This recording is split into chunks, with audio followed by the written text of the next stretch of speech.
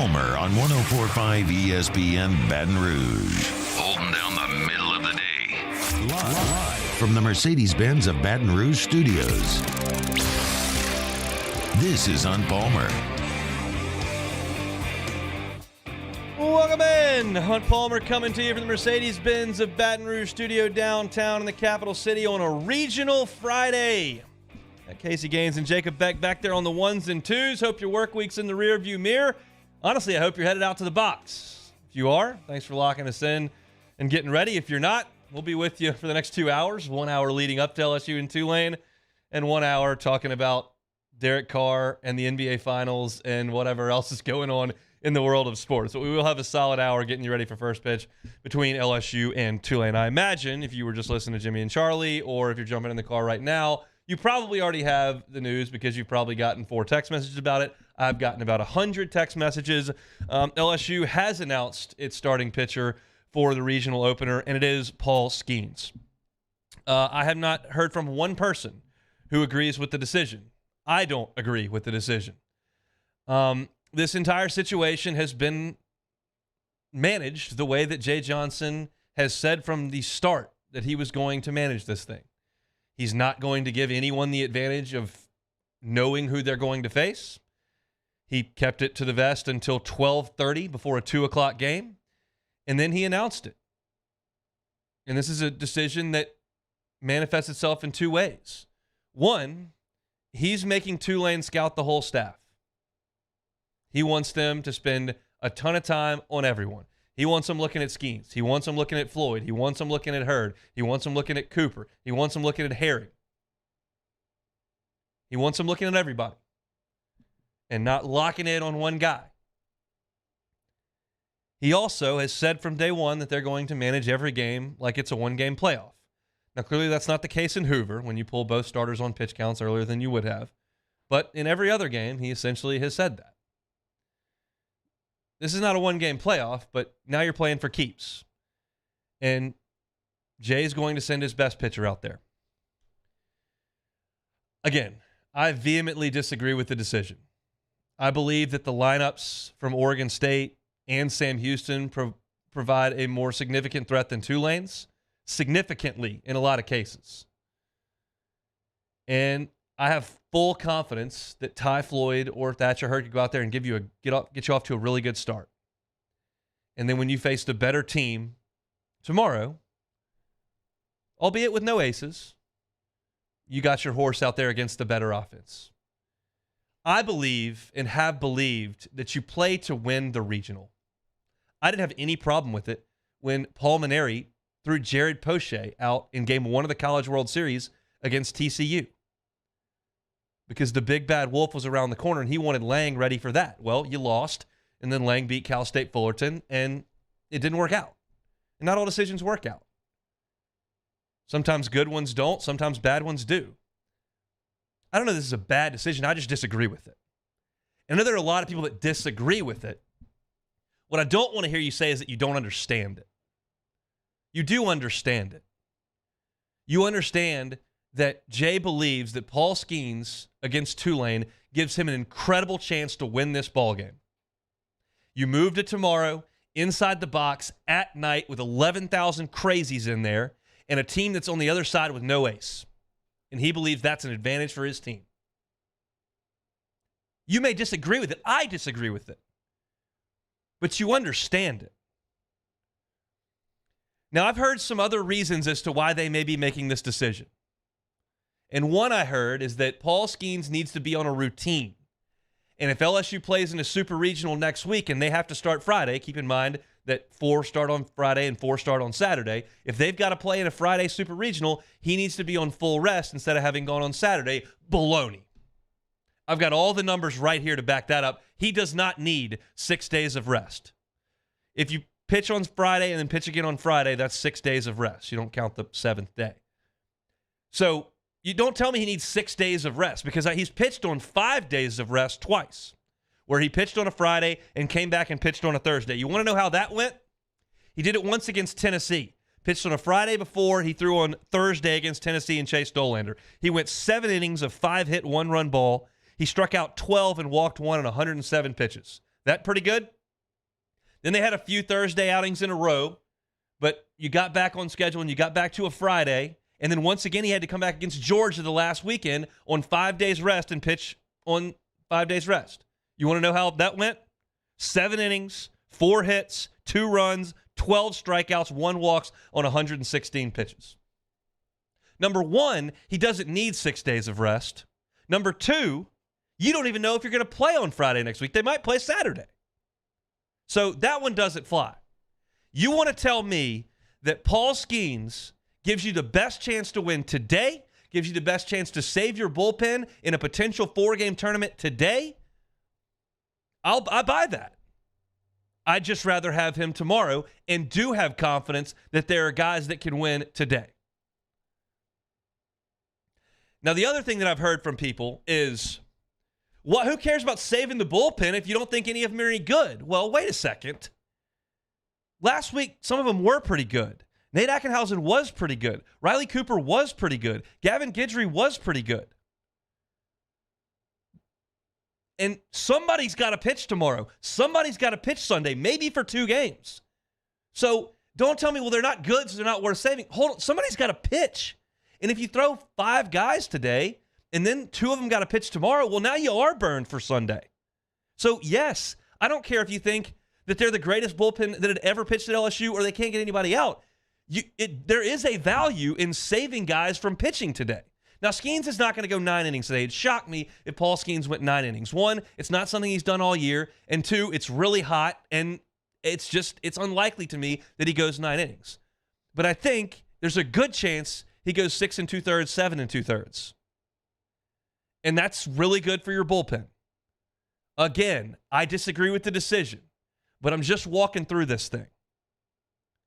Now, let me stop you here, and I put this on Twitter, and I just want to mentally prepare you for something. If you're going to the game, if you're going to watch the game, I'm telling you this. This is not a move to bring Paul Skeens back on Monday. Paul Skeens is potentially going to be the first pick in the draft. He might be the second. He might be the third. Finances play a role in it. Teams play a role in it. Whatever. He's going to be a top 3 pick, and he's going to sign for north of $8 million. He's not going to throw 114 pitches today and then come back on Monday and give you 35 more. And let me stop you on this as well. I'm trying not to sound preachy. I'm trying to be – I'm adamant about this. If he goes out there and strikes out 5 in the first 2 innings and LSU's up 8-0, he's not coming out in the 4th. Don't let it cross your mind. Don't have the thought. Don't ask for it. Don't complain. That's not why Paul Skeens is going out there. Paul Skeens is going out there because he's your horse, and Jay says, give me 7 innings. You go 7 innings. If we're up 14-1, I'll throw Blake money out there to get me 5 outs. Okay? So don't talk yourself into, man, if we get a lead and he's through 5 innings and 80 pitches, shut him down, bring him back money. That's not why this decision's being made. There's too much on the line for the kid, and that's not the way that Jay wants to structure this regional with his bullpen. Again, I disagree with this decision. I've been watching LSU play these 4-team regionals for a long time, and you usually have your horse ready to roll on Saturday night underneath the lights. Anthony Renato pitches against Baylor Saturday night under the lights. Aaron Nola pitches against Sam Houston in Houston on Saturday night under the lights. Alex Lang takes the ball against UNC Wilmington until 1 o'clock in the morning underneath the bright lights. That's the way LSU has operated this thing for a long time. And we're not going to get that this week.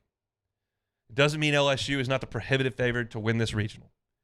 Go get them, Sam Houston and Oregon State. Y'all play all night tonight. Jay Johnson's playing the card that he believes will get him to Saturday night with a capable guy in Ty Floyd who's pitched it really well the last couple of weeks, who took the ball in this spot last year on the road and put together one of his better outings of the year, who threw the ball well in Hoover last week, and he thinks that's good enough to get him to Sunday. I'm not here to cheerlead that. I disagree, but that's what he believes. So here's the deal. You sit here on Friday. You got the best pitcher in the country going. You got a really strong lineup, among the best in the country. Go win a ball game. Go win a ball game. We'll look back on this thing and see how it played out. If tomorrow Floyd scuffles, well, like today, if Tulane and Carmouche comes out there and holds LSU to 3 runs through 7 innings, which happened against Southern, that was 14 years ago, then you've done what it took to win this game, and all of a sudden it looks good. If tomorrow Floyd falters in the 4th and gives up a 4 spot, and you need Ackenhausen, and you need Gavin Guidry, and you need Cooper, and you need another arm to get you through Saturday, and you win, well, thank goodness you didn't have to use him today. We'll see how it plays out. I've always said this going through a 56-game season. When you get to the regional, it's a collection of outs. Jay's trying to take a big collection of them and pull them in today. Get as many as he can. And you can sit here and say, well, Thatcher Hurd could do the same thing. Well, with what degree of certainty are you going to say that? We'll see. Again, I think some people misconstrued my tweet earlier, if you were on Twitter, that said, hey, and they kind of went at me like, this is not right. You can't bury. Who cares about burying the 4 seed? You got to bury the 2 seed. I don't agree. I'm just telling you that sounds like the rationale. The guys are fired up. They're all warming up in Paul Skeen's sleeveless shirts today. They've got confidence when he goes out there.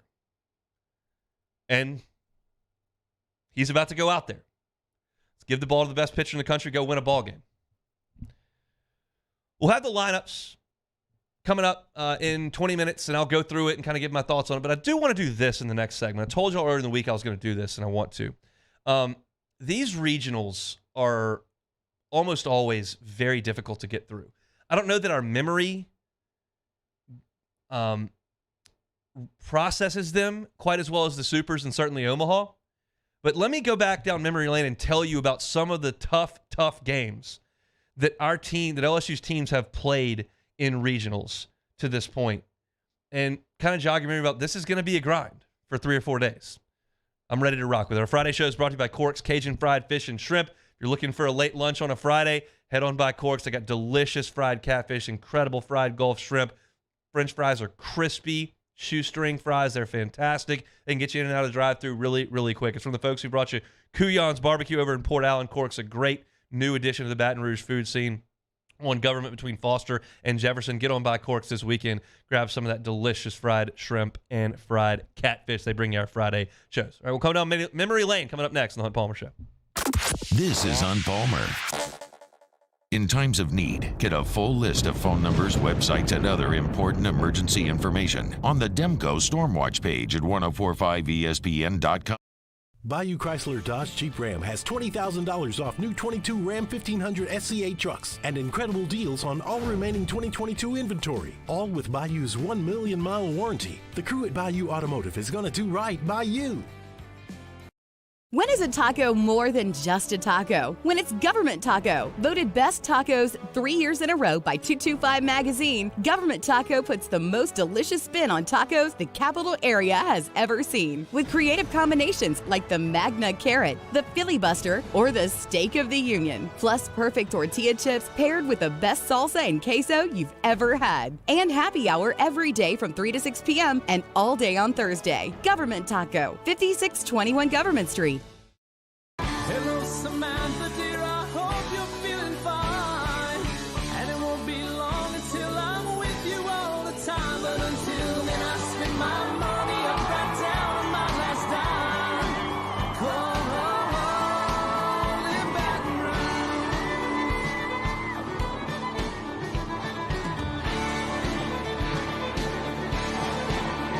I'm ready, what you put me on through. Gotta send my love down to Bayou Ford has $15,000 off plus 0.9% APR for 60 months on all new 22 Ford F-150 SCA trucks and incredible deals on all remaining 2022 inventory, all with Bayou's 1 million mile warranty. The crew at Bayou Ford is going to do right by you. Gulf Coast Office Products is a nationally recognized Savin office equipment dealer based right here in Louisiana. Over 100 employees strong, Gulf Coast has the boots on the ground to support all vertical markets, from education, engineering, legal, and finance. With the latest in office technology, from desktop to production segment units, Gulf Coast and Savin have the perfect fit for you. Call 225-756-2644. That's 756-2644 for Gulf Coast Office Products.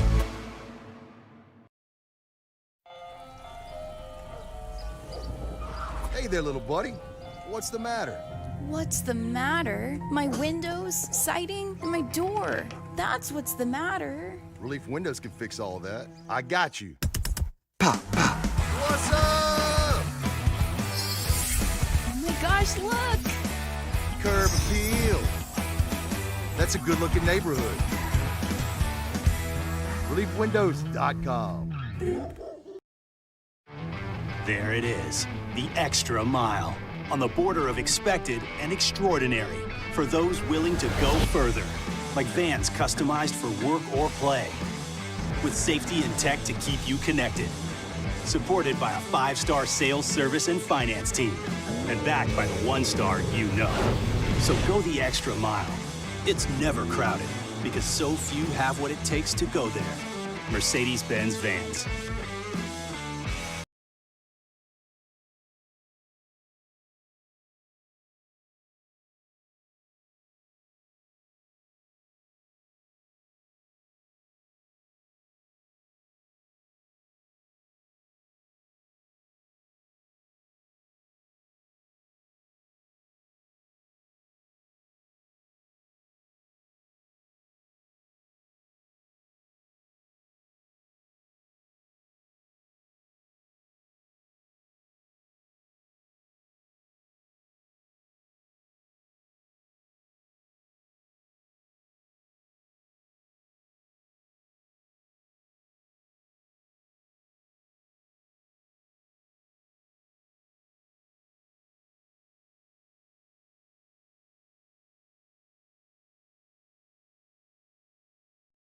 Monday's OTB. Did LSU manage to advance to the Super Regional? We'll break down all the action from the weekend, plus the latest from the Saints and the Tigers, NBA Finals, and a brand new edition of Weekend Winners. Off the bench, 7 to 10 a.m., 104.5 ESPN.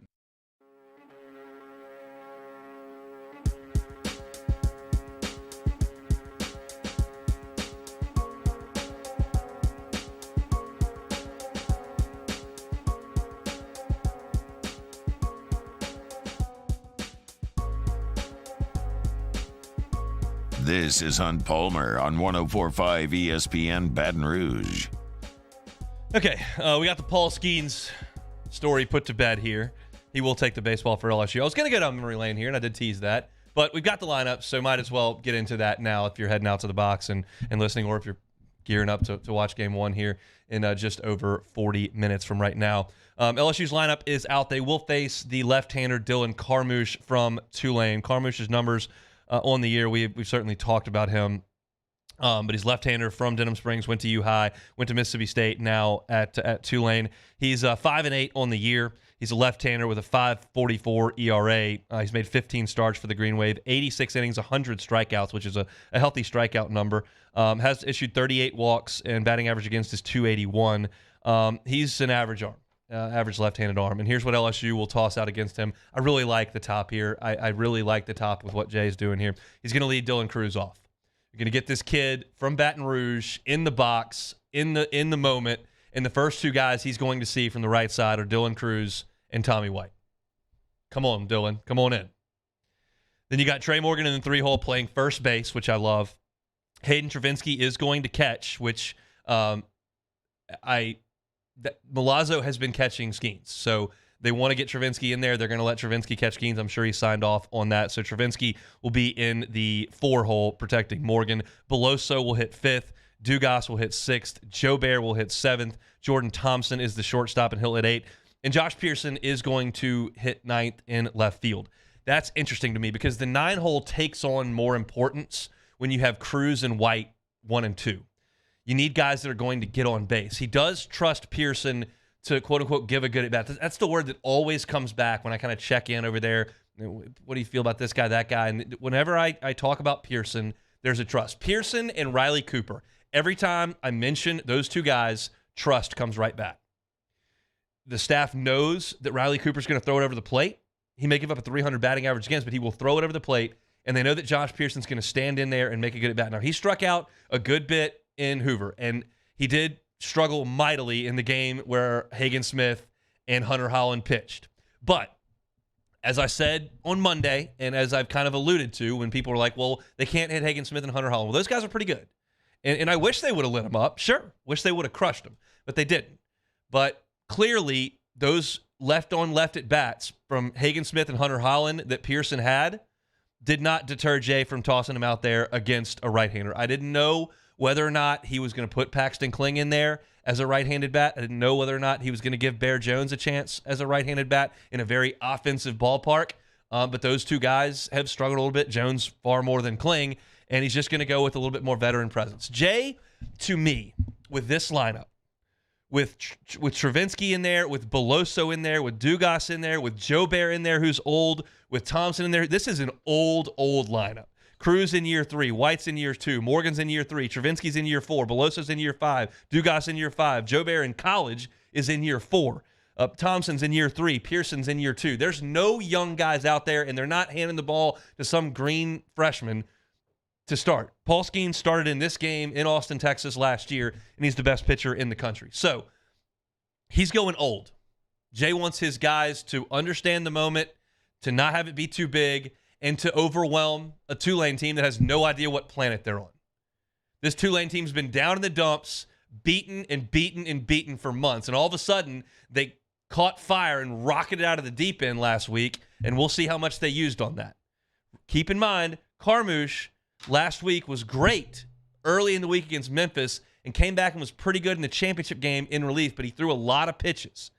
That brings me back to Landon Marceau in the regional in Eugene when he started the opener and then came back and finished off the Monday game in relief and then went to Knoxville against a great team, mind you, but didn't quite have his best stuff and got knocked around a little bit. So, look, it goes both ways. We've seen Jared Poche start game 1 of a regional, come back and just be brilliant in the Monday game against Rice. So anything can happen, but there are examples of just about anything we want to pull from. But I think it's obvious what Jay's doing here. He's not putting guys in there that may not understand the moment. He's put an old team out there, doesn't care if they're left-handed against Carmouche, and I just like the fact that the first thing Tulane's going to see in the first inning, they're going to have 3 guys dig in against 100 miles an hour. And then when their pitcher gets up there, it's going to be 10,000 people. And, okay, here's Dylan Cruz and Tommy White. Go get them, Dylan. And they're going to try to overwhelm them. And I love the lineup. I just don't love the decision to go with that starting pitcher. But I realize there are going to be a lot of you that are listening to me talk and analyzing this and that and seeing, well, this is an old lineup and they're facing this left-hander and this guy's in here. And you're all going, who cares? It's Tulane. They lost 40 games. Well, I mean, you're right. They have lost 40 games, but they're playing 1. And I was talking to a buddy earlier this morning, and we were talking about who they were going to start. And like, it's Tulane. They lost 40 games. Like, yeah, it's just, and I don't mean to like be so cliche because I know it's very cliche. But the fact of the matter is that LSU can't line up with 340-pound offensive linemen and blow Tulane off the ball for 4 quarters. Like, that's not how this game works. Sometimes it's just difficult. Kentucky's playing Ball State right now. They have 1 run in the 8th inning. They're winning 1-0. But it's just this time of year, things can get a little sideways. We saw Jackson State go and beat ULL, who's a national seed, in 2014 on a Friday. And Jay just wants to get away from that, let his guys relax, focus. He wants them to win this game behind the best pitcher in the country, get all these guys, besides Dugas and Beloso, who've never played in a regional in the box, get them in there, get their feet wet, win the ball game by 5 o'clock, put their feet up, get some rest, let those two teams go at it at 8 o'clock tonight, duke it out, use their bullpens, use their ace, and then come back tomorrow with a better pitcher on the mound than they've got in Ty Floyd compared to whatever it is that Oregon State or Sam Houston wants to throw out there. It's just an uncomfortable feeling right now. It is for me at least. But you can see where they're going. And Paul will be on full rest next week if it's a Friday, Saturday, Sunday super. And I gave you the stats why I don't think that matters a lot, but it is what it is. And I do think, to put this to bed one more time, I believe that Jay thinks that by the time if they can get 2-0, by the time they get to Sunday, you can look at these stat sheets I've got in front of me from Sam Houston and Oregon State. It's just a bloodbath on the ERA side.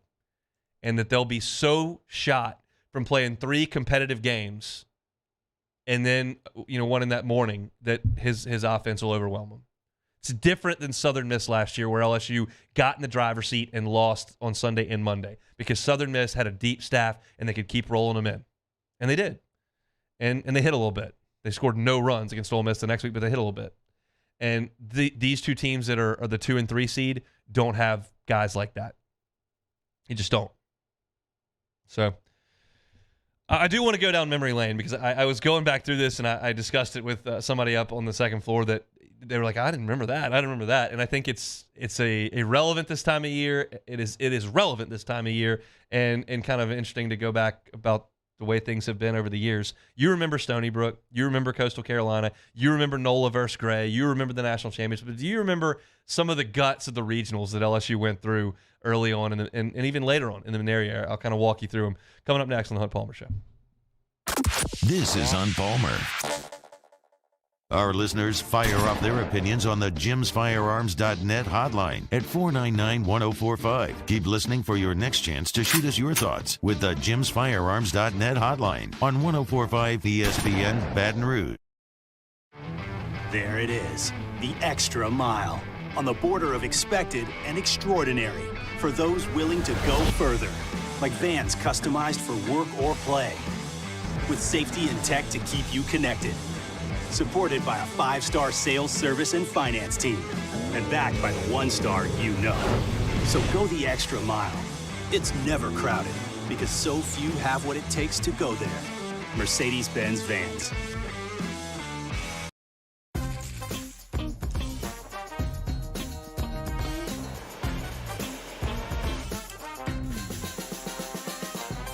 The best kept secret in town is out. Discover Tallulah at the Renaissance Hotel on Bluebonnet.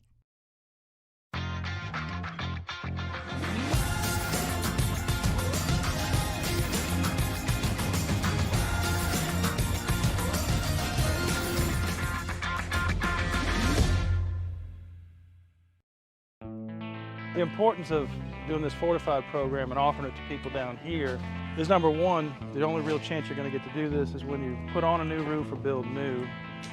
And through companies like HUDCO, who's kind of leading the way in this thing, it's going to offer the customers a huge advantage in the insurance market and the price of their insurance. You know, we're not looking to make a fortune off fortifying. We're trying to give you a better product than our competitor at the moment. I'm trying to do something that he can. I'm trying to give you something better. So a lot of these insurance jobs, you're getting a re-roof, you're only paying your deductible. Let's sit down and talk about the fortified and let's see what it does to your insurance premium. You're getting a steal. Yeah. You're getting a brand new roof and a fortified certificate for your deductible, essentially. I think we're rocking and rolling.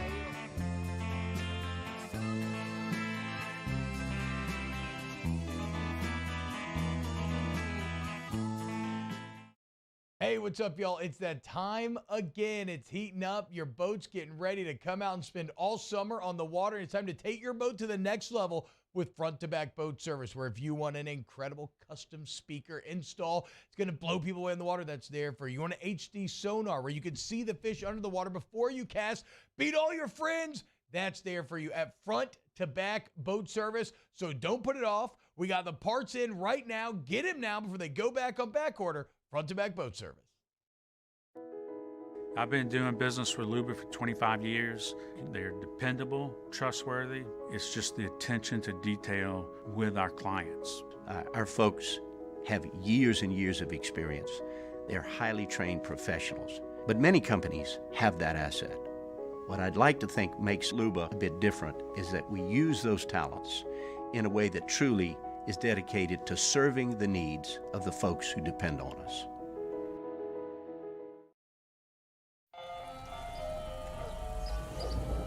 Hey there, little buddy.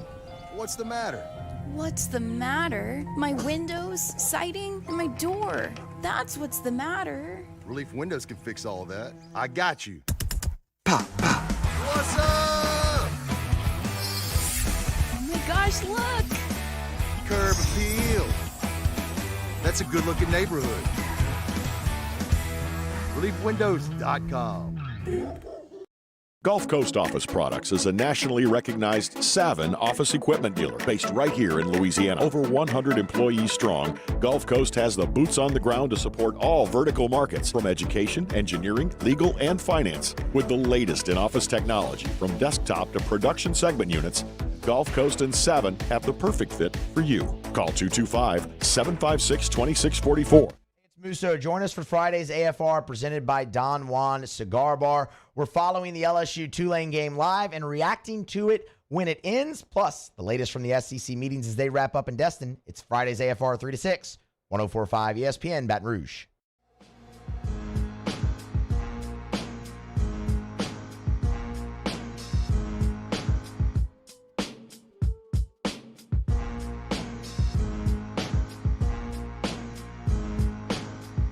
You're listening to Hunt Palmer on 104.5 ESPN Baton Rouge. I love telling you about Cork's food because it's awesome. That catfish is clean and crispy. They get the jumbo Gulf shrimp that's fantastic. I love the fries as well. But they also care about their community. It's a local restaurant, not one of these national fried seafood chains that comes in here. It's not anything close to that. It's the guys that brought you Kuyon's Cajun barbecue, and they're bringing you Cork's Cajun fried fish and shrimp. And they've been out in the community all the month of May, gave out $7,000 worth of meal vouchers to local school teachers and staff. That's the kind of people that Paul and Michael are, and thrilled to be partnered with them here on the Hunt Palmer Show. Thrilled they bring you our Friday shows, and if you're looking for something to eat, maybe you're looking to tailgate out at the box this weekend, looking for some catering, want some delicious fried shrimp, fried catfish, fries, hush puppies, coleslaw, they got you covered over there at Cork's. Go see them on Government between Foster and Jefferson. Let's go down memory lane a little bit. I think it's fun. It also, I think, may help mentally prepare you for the regional to come. They're very, very rarely easy. And I use air quotes there. Like the 2008 team that was just blistering and hadn't lost in a month. They just smoked Texas Southern and Southern Miss for 3 days. They were not competitive in any of the games, and they cruised through the regional. That rarely happens. Let me walk you through the regionals for some of LSU's really good teams that you will remember these teams. I think you remember the 2009 team. That ring a bell? They're pretty good. Had a pretty good finish to that year. They played Southern in the first game. Southern, out of the SWAC. And Southern singled up the middle to lead off the game off Austin Ross. And the second batter turned on a fastball and hit it out of the ballpark to right field, 2-0 Southern Jags. And LSU could not figure out Chase Resard. Little jump ball and lefty, flipping curveballs over there. National champions could not solve him. It was 2-0 Southern through 5. LSU got one in the 6th. And then in the 7th, Southern mounted a threat. They had a 2-run lead, and they had runners on 2nd and 3rd. And Maneri went to Paul Bertassini, who got a strikeout, runners on 2nd and 3rd, to keep it 2-1 Southern in the 7th. And LSU scored 7 runs in the 7th inning. And finally, the dam broke and they won. Well, that wasn't all the drama in 2009. The next night, LSU played Baylor in the marble game. And Anthony Renato was ready to go. And boy, was he ever. But they needed every bit of it. Renato threw 9 innings, 1 run on 3 hits, 14 strikeouts, and that wasn't good enough to win. They had to go to the 11th, tied 1-1, and Austin Nola got the RBI single to win it. Extra innings. After the debacle that went that deep on Friday against the worst team in the field, probably. And then you got to go to extras with Renato on the mound, and maybe the best outing he ever had at LSU. That was the championship team that had to fight that hard. 2013, that team was 53-9 after game 1 of the regional. They were going to game 2. Sam Houston State was your opponent. Saturday night, Aaron Nola on the bump. 2013, they're 53-9. Katz, Rhymes, Bregman, Stevenson, Laird, Jacoby Jones. This is the team that played Oklahoma with Jonathan Gray in the Super. Maybe you don't remember the regional. That Saturday night when Nola took the bump, LSU made 3 errors in the first inning. Sam Houston scored 5 runs in the first inning, and Aaron Nola threw 42 pitches in the first. I covered that game. I'm sitting there going, you've got to be kidding me. National Pitcher of the Year. 42 pitches in the first. He put on his Superman cape, down 5-0, and Nola got you through 7 innings that night, which was superhuman. And LSU was able to chip away at that 5-run lead. Sam Houston never scored again, and LSU beat him 8-5. But how would you be feeling tomorrow if LSU's in the winner's bracket and they make 3 errors in the first inning and give up a 5 spot? Not great. But they got through it, and they got through a Super, and they got to Omaha. In 2015, that team was awesome. That's the team with Lang and Poche that went to Omaha. It was Bregman's last year. They beat Louisiana Lafayette in the Super. But in the regional, in Game 2, rains came in the afternoon and pushed the game way back. And they handed the ball to a freshman named Alex Lang against UNC Wilmington.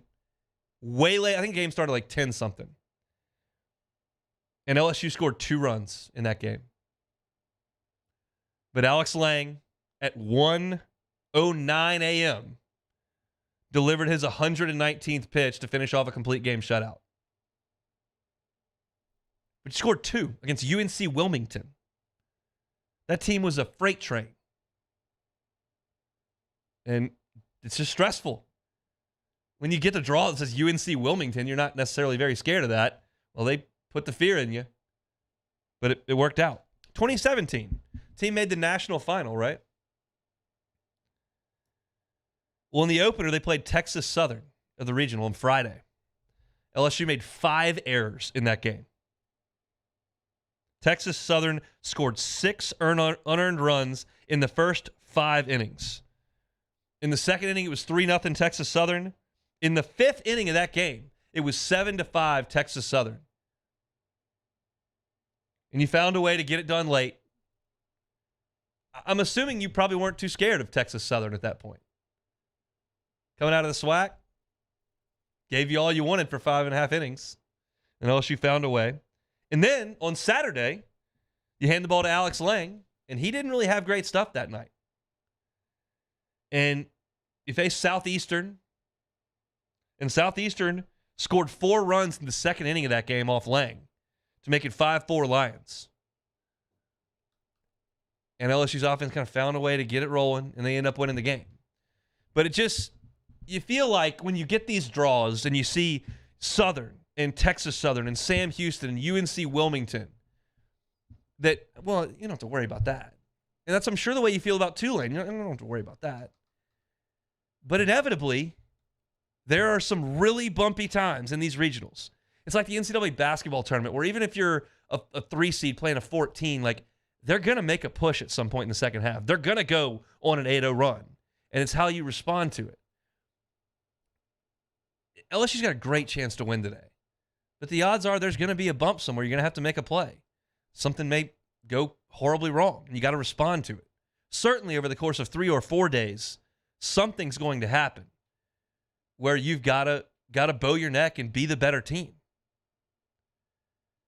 And that's where LSU is right now. I mean, look, Kentucky had a tough one. They just finished off Ball State, and they pushed a couple. They were up 1-0 in the 8th inning, and they pushed a couple more across, and they ended up just winning 4-0. It's baseball. Weird stuff happens, and that's why it makes you nervous, and that's why it's so awesome. It's why I woke up this morning real jittery. If you looked at my Twitter this morning, and I posted this GIF, this guy that can't sit still, he's fidgety, he's playing with his arms, and he's trying to just kill time any way he can. We're 20 minutes away from first pitch now. I'm sure a lot of y'all are headed out to the box. Looks like we got a pretty good weather day, and you just got to go out there and win a ball game. That's all that there is to it.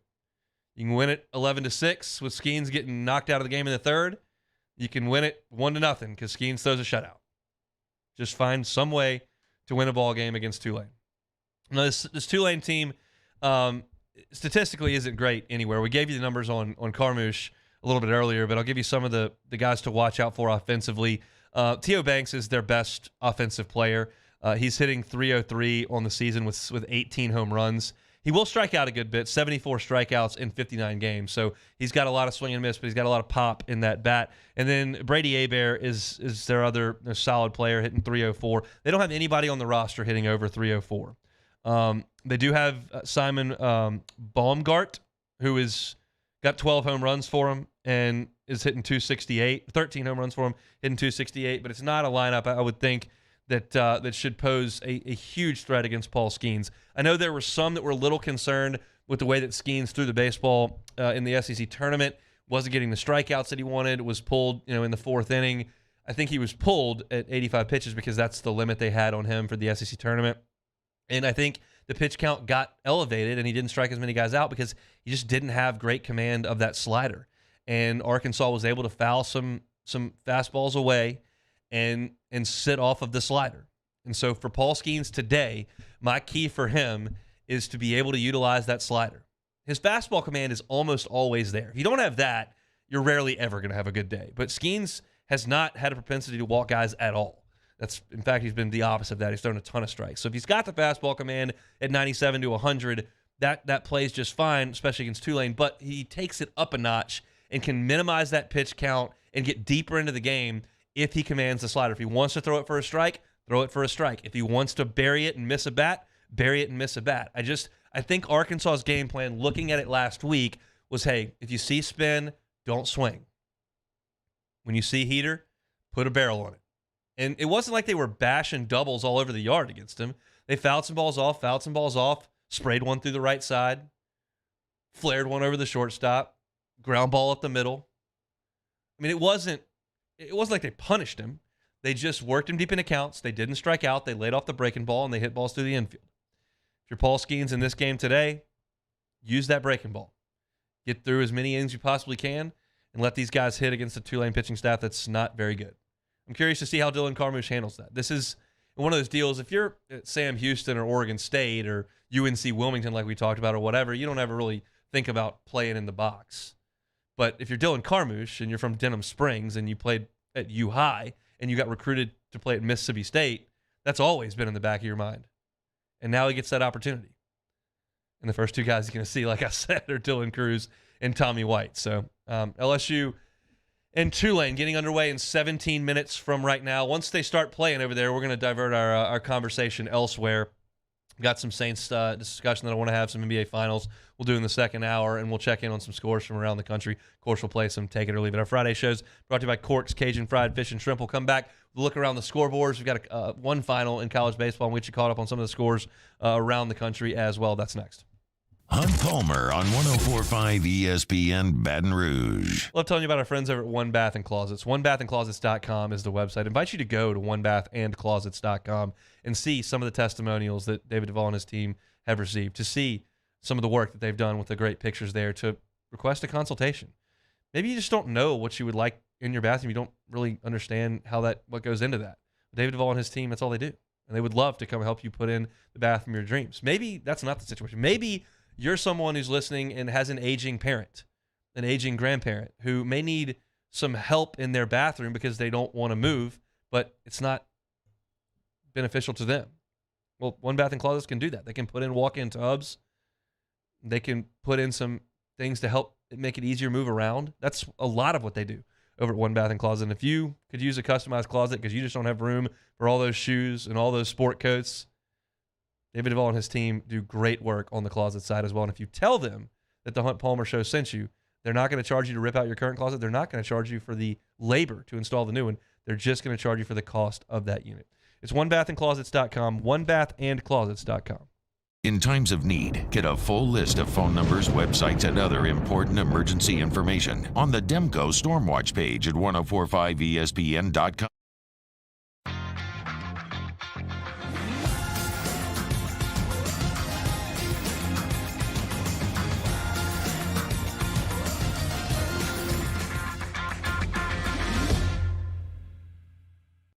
Bayou Ford has $15,000 off plus 0.9% APR for 60 months on all new 22 Ford F-150 SCA trucks and incredible deals on all remaining 2022 inventory. All with Bayou's 1 million mile warranty. The crew at Bayou Ford is going to do right by you. Turn my music high, high, high, high, yeah. You don't know what you're doing. Sure I do. I'm from the streets where the hood can swallow on me. Bullets will follow on me. There's so much that you could run the slalom. And cops comb this top to bottom. They say that we are prone to violence, but it's home sweet home. With personalities clashing, chrome meets chrome. Prices up and down like it's Wall Street.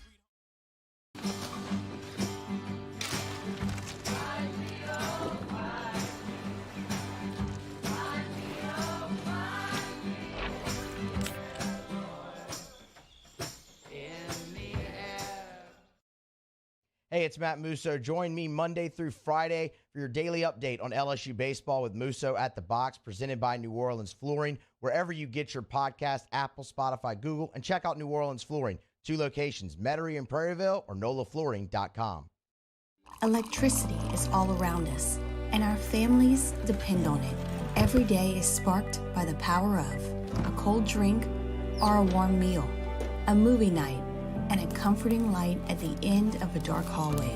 From sunrise to sunset, playtime to bedtime, our team is ready to take care of your electrical needs. Even in the case of an after-hours emergency, the light in your life shines brighter with Mr. Electric. Bayou Chrysler Dodge Jeep Ram has $20,000 off new 22 Ram 1500 SCA trucks and incredible deals on all remaining 2022 inventory. All with Bayou's 1 million mile warranty. The crew at Bayou Automotive is going to do right by you.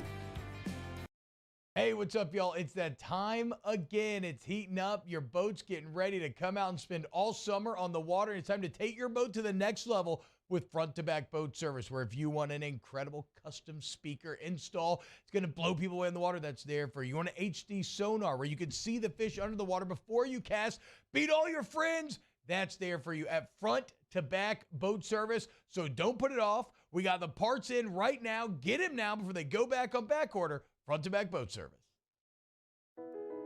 I've been doing business with Luba for 25 years. They're dependable, trustworthy. It's just the attention to detail.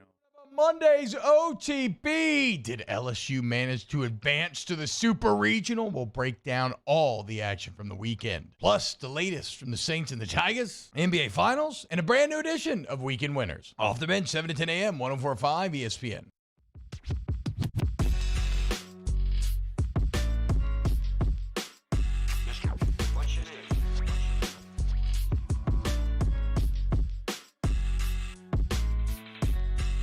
This is Hunt Palmer on 104.5 ESPN Baton Rouge.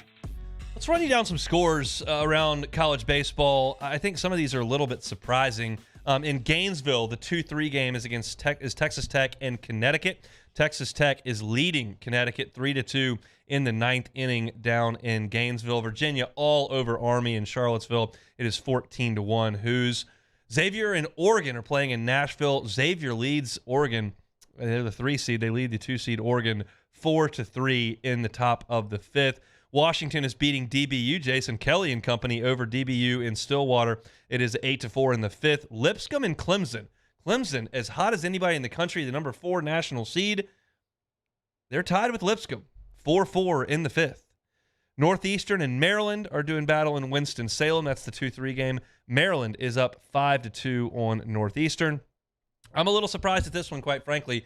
I believe that Campbell would win the Columbia Regional. They are down 3-0 to NC State in the bottom of the 5th. That ballpark in Columbia plays very offensive, and Campbell hasn't scored in 4 and change innings. So a little surprising to me.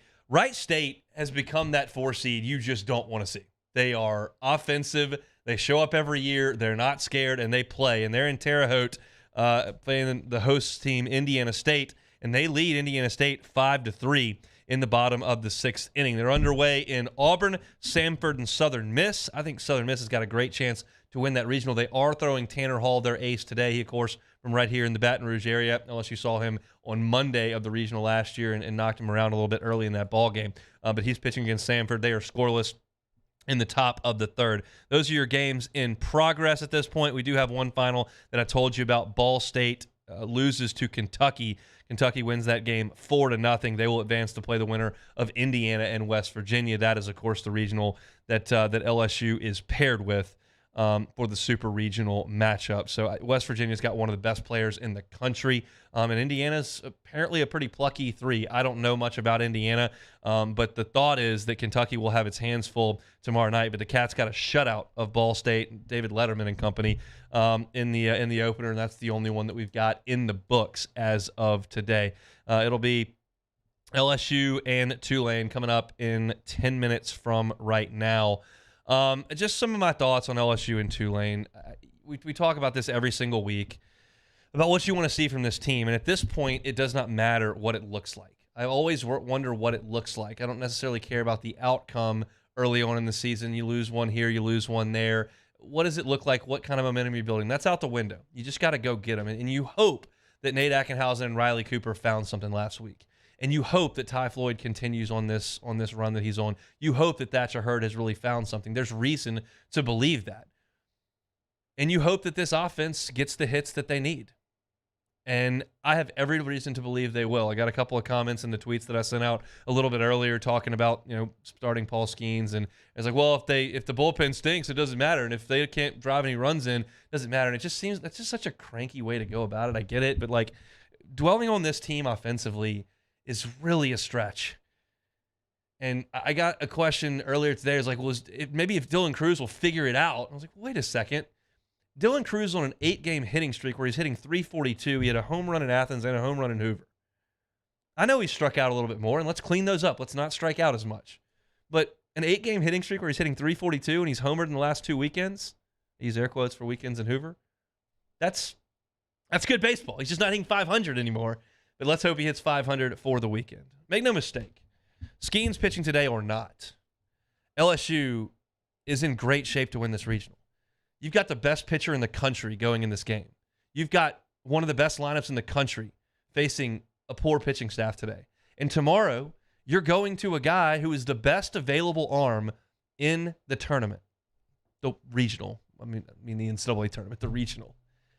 And that gives you an advantage, and you're at home. You just got to go out there and get it done. And if you win on Friday and Saturday, the pitching staff that's going to show up to see you Sunday night at 8 o'clock is going to be looking real bleak, especially if it's Tulane or Sam Houston. Oregon State, they're hurt, but they got a few more bullpen arms that look functional. But I believe that Jay Johnson thinks if we can get off to a good start, and I trust Ty tomorrow. And you'll say, why don't you trust him against Tulane? This is the order of his preference. He thinks he can close this thing out tomorrow. That wasn't the case last year. He thinks it is this year. So I've been on record. Trust me. I've said to start this show 7 times, I don't agree with throwing Paul Skeens in this spot. I would throw Ty Floyd. I would be okay with Thatcher Hurd. You start talking about going with Blake Money or Christian Little or Riley Cooper or Bryce Collins or something, you've lost me. You can't go that far down the line. Look at some of these scores. Clemson's in a dogfight with Lipscomb in the middle innings. Kentucky was in a 1-0 game in the 8th. These are host sites. Clemson's a national seed. Baseball can be a tight game. LSU's going with their guy. You just got to go out there and win a baseball game. So if y'all are going out there, get loud, get into it. If you got your headphones in and you're out there, grab a beverage and get in the Green Waves kitchen. Let's go out there and win a ball game today, and I'll be out there tomorrow night fired up for it. As I mentioned, Friday show is brought to you by Cork's Cajun Fried Fish and Shrimp. If you think that it's just another national fried seafood chain and you're in South Louisiana, you don't want to mess with that, just go once, I'm telling you. Cork's is awesome. Even with the drive-thru food. You think of drive-thru food as being soggy. I promise you it's not. They've got clean, crispy catfish with that wonderful batter that was born right here in the seafood capital of the world, South Louisiana. They've got Gulf shrimp, jumbo Gulf shrimp. Their fries are great. How about this for a dish? They've got their famous baked potato that you've gotten over at Kuyon's over the years. Got a baked potato that's topped with crawfish etouffee and jumbo fried Gulf shrimp to die for. Awesome. They've got an etouffee smothered pork chop over there. It's not just your standard drive-through, grab a couple of shrimp and some fries. No. And they'll get you into that drive-through really, really quick. I mentioned earlier, hey, you're looking for catering over the weekend, a tailgate, birthday, graduation party, whatever it may be, Courts can help you out with that. They're on Government between Foster and Jefferson. They bring you our Friday shows. Missed any of the show? Catch it on demand. 1045ESPN.com's on-demand tab. Apple Podcasts, Spotify, Google, anywhere you catch your audio, you can find us. You can always find us on YouTube, like those folks over there in the Bayou Ford chat are doing right this very second. Appreciate y'all for hanging out with us. We've talked all LSU Tulane.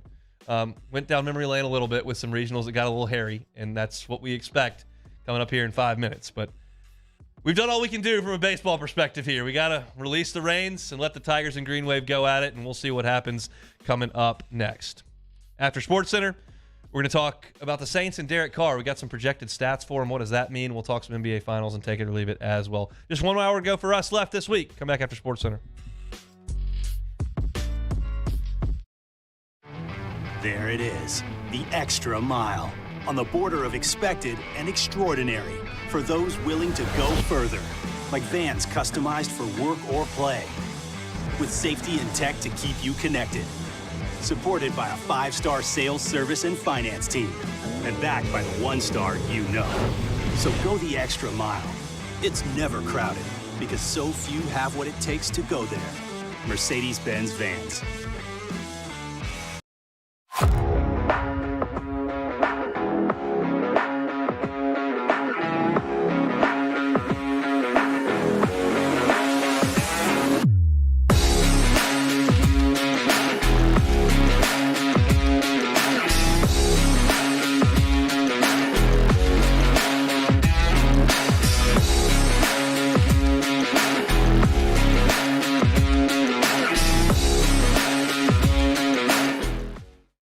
Gulf Coast Office Products is a nationally recognized Savin office equipment dealer based right here in Louisiana. Over 100 employees strong, Gulf Coast has the boots on the ground to support all vertical markets, from education, engineering, legal, and finance. With the latest in office technology, from desktop to production segment units, Gulf Coast and Savin have the perfect fit for you.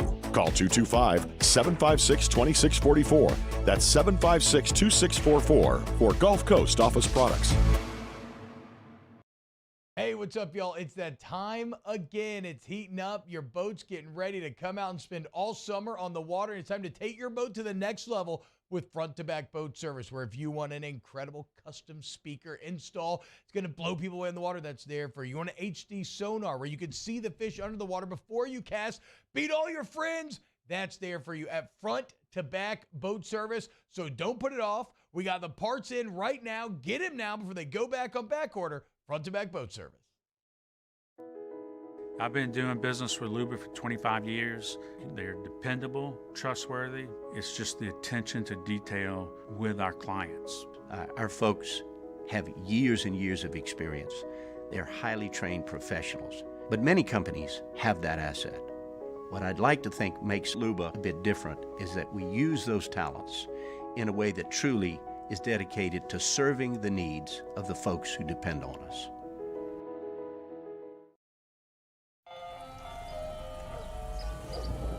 Hey there, little buddy. What's the matter? What's the matter? My windows, siding, and my door. That's what's the matter. Relief Windows can fix all that. I got you. Pop, pop. What's up? Oh my gosh, look! Curb appeal. That's a good-looking neighborhood. ReliefWindows.com. Follow us on Twitter at 1045ESPN to cast your vote in the Citizens Bank and Trust Poll of the Day. Vote daily inside Off the Bench, live at lunch, on Palmer. And after further review, Citizens Bank and Trust brings you the Poll of the Day via Twitter at 1045ESPN. Electricity is all around us, and our families depend on it. Every day is sparked by the power of a cold drink or a warm meal, a movie night, and a comforting light at the end of a dark hallway. From sunrise to sunset, playtime to bedtime, our team is ready to take care of your electrical needs. Even in the case of an after-hours emergency, the light in your life shines brighter with Mr. Electric. All right, let's say ah.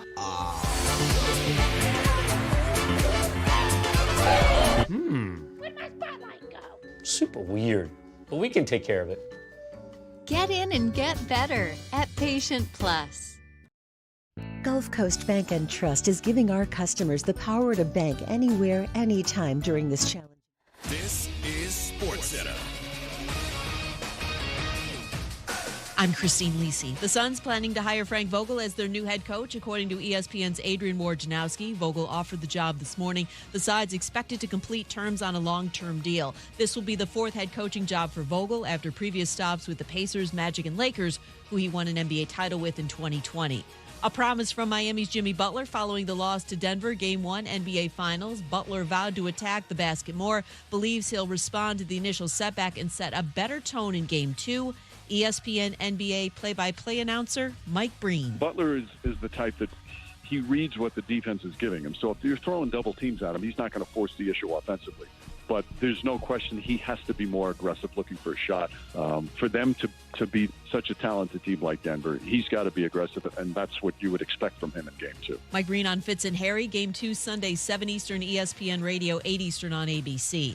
Bills pass rusher Von Miller told Channel 9 News in Denver he expects to return from an ACL injury against the Jets in the season opener September 11th on Monday Night Football.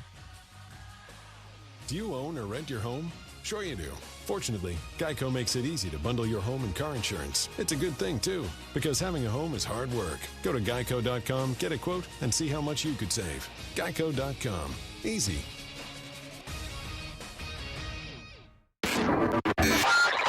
Now, Hunt Palmer on 104.5 ESPN Baton Rouge. Holding down the middle of the day. Live from the Mercedes-Benz of Baton Rouge studios. This is Hunt Palmer.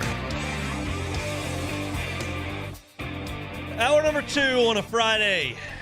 Just about to the weekend. I trust most of you just about gotten to that weekend. It's LSU and Tulane about to crank things up over at the box, but we're going to let them play. We're going to talk about some other things here in hour number 2. Our Friday shows brought to you by Cork's Cajun Fried Fish and Shrimp. We're going to start here with the New Orleans Saints. Alex K at Bleacher Report did a 2023 stat projection for every NFL starter this coming season. So that's interesting. So scroll down, and of course I go for Derek Carr. What do they think Derek Carr is going to look like in 2023? And the blurb that Alex K writes, and you can find the story of a Bleacher Report, says the Saints had their best quarterback since Drew Brees thanks to their offseason signing of Derek Carr. While Carr fell out of favor with the Las Vegas Raiders at the tail end of a disappointing campaign last year, he could experience a resurgence in the Big Easy with a decent group of wideouts that includes 2022 first-round pick Chris Olave and a once-elite veteran in Michael Thomas, who's trying to prove he has something left in the tank. He can put up some surprisingly decent numbers for the Saints. So they project Derek Carr in 2023, 68% completion, 3,900 yards, 25 touchdowns, 13 picks. And so, look, I'm not going to sit here and tell you that I have watched every snap Derek Carr has taken in Oakland and Las Vegas. I have not. And I'm not even really going to tell you that I knew exactly where he stood statistically. I had a pretty good feeling of where Derek Carr sat in general terms in the NFL. He's never been one of the top 5 quarterbacks in the league. He's never been one of the bottom 8 or 10 quarterbacks in the league. He's been right in the middle zone, in my opinion, just from the outside looking in. Well, now he's in. So what would those statistics look like? Well, 68% completion is pretty well in line with what he's been, especially in the prime of his career. In his early 20s, he was closer in terms of completion percentage to 58, 61, 63, 62. But in those 3 years, his 27, 28, 29 seasons, he was pushing 70. He was 69%, 70%, 67%, 68%. And last year at age 31, he dipped down to 61%. But 68% would be towards the top of his career. He's had one season better than that. But his best seasons were right around that. So that makes sense. He's only 32 years old. It's not like he's way over the hill. 3,900 yards for Derek Carr is a tick, like 100 yards under his best years around 4,000. He threw for 3,270 yards his first year, and then he's been between 3,900 and 4,100 every year, other than one, his entire career, before last year where he dipped down and was 3,500 yards because they benched him at the end of the season. So if he plays the whole season, he's right there in line with that 3,900 yards. So that makes sense. And then you look at the touchdowns to picks, and they project 25-13 in terms of the ratio. And Derek Carr, for his career, has been around that. Sometimes a tick below, but never higher than 32 and never lower than 19. Picks, he's been between basically 12 and 14 his whole career. So the point of that exercise of going through numbers, which I know don't play great on radio, is that they're basically projecting Derek Carr to be about what he has been. You talk about change of scenery, change of organization, and sometimes that kicks in for people. I know that y'all don't do a lot of Cubs baseball here, but Jake Arrieta couldn't find anything with the Baltimore Orioles. The Cubs brought him in, and he literally, not literally, that's a terrible use of the word, he nearly became Superman. He was totally unhittable for a year and a half. He was the best pitcher in baseball. He won the Cy Young. That's a change of scenery, a tweak in mechanics, and oh my gosh, we've unlocked a beast. And sometimes that happens, but more than often than not, you kind of are what you are, especially in the NFL when you're 32 years old. So the question is the Derek Carr they're projecting that is pretty much in lockstep with what he's been throughout his late 20s, is that good enough for the Saints? Or are you betting on him emerging and becoming a higher level player? You could look at the organization he was in. Well, it's a dysfunctional organization. They move. They change coaches all the time. They've got a scandal. And no one could succeed in that. He comes to New Orleans. It's stable. They've got the ownership group. They've got the general manager. They've got a core of older players. This will just be, he'll elevate his level of play.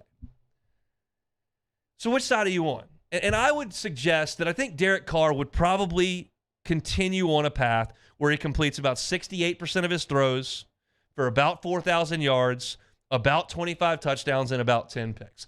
I don't think he's going to elevate to 37 touchdowns. I don't think he's going to elevate to 74% completion percentage. I don't think he's going to drop his interceptions to 3, and I don't think he's going to fall flat and be a disaster. I think Derek Carr is going to be what he's been. The question is now is when you flip it and you say, are the Saints getting elevated play? Are they getting better than Andy Dalton? Are they getting better than Jameis Winston? Are they getting better than Taysom Hill? The answer is yeah. There's the elevation. The elevation is not Carr.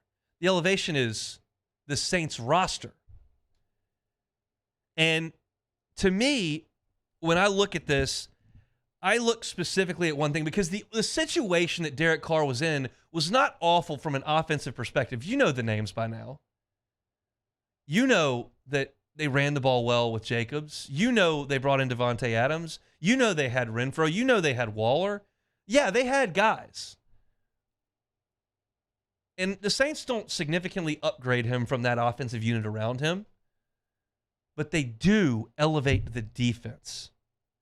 The Raiders' defense in the Derek Carr era, in terms of points per game allowed, has been a joke. A joke. You go back to his first year, defensive rank, points per game, dead last.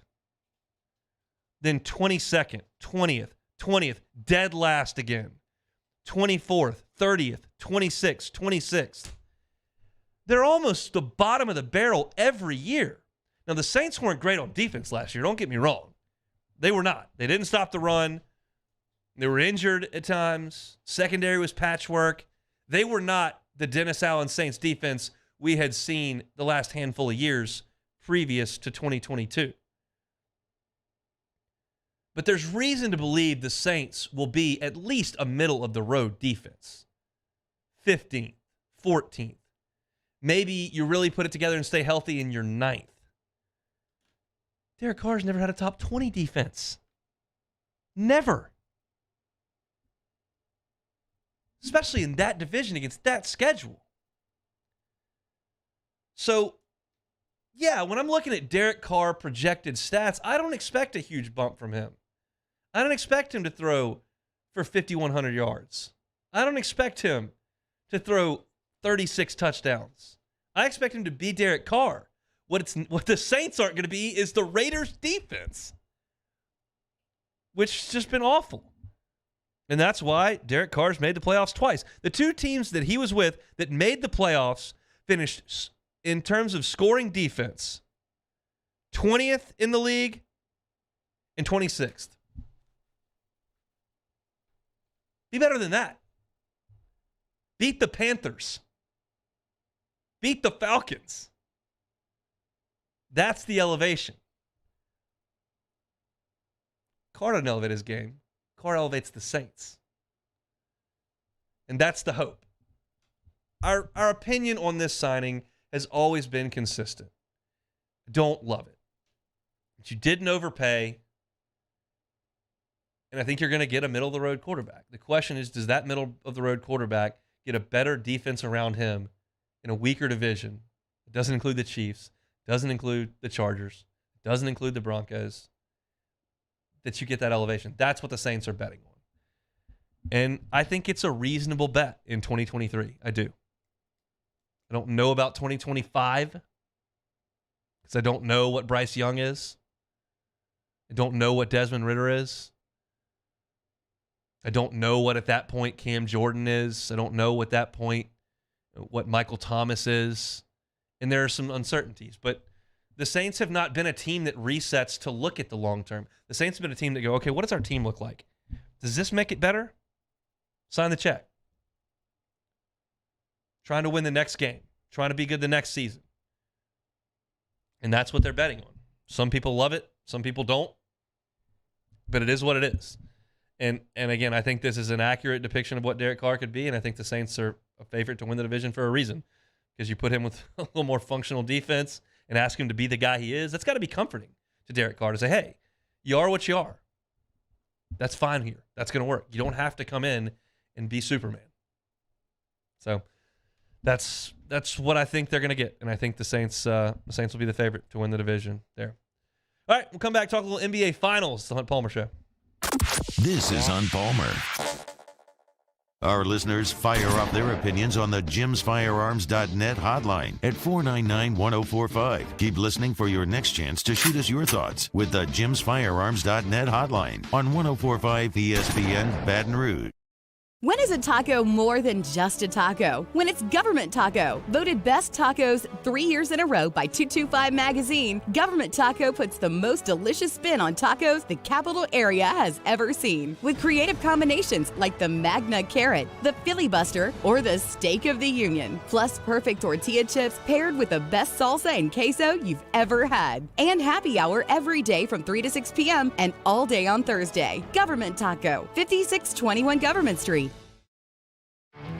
There it is, the extra mile, on the border of expected and extraordinary for those willing to go further, like vans customized for work or play, with safety and tech to keep you connected, supported by a 5-star sales, service, and finance team, and backed by the 1-star you know. So go the extra mile. It's never crowded, because so few have what it takes to go there. Mercedes-Benz Vans. Follow us on Twitter at 1045ESPN to cast your vote in the Citizens Bank and Trust Poll of the Day. Vote daily inside Off the Bench, live at lunch, Hunt Palmer. And after further review, Citizens Bank and Trust brings you the Poll of the Day via Twitter at 1045ESPN.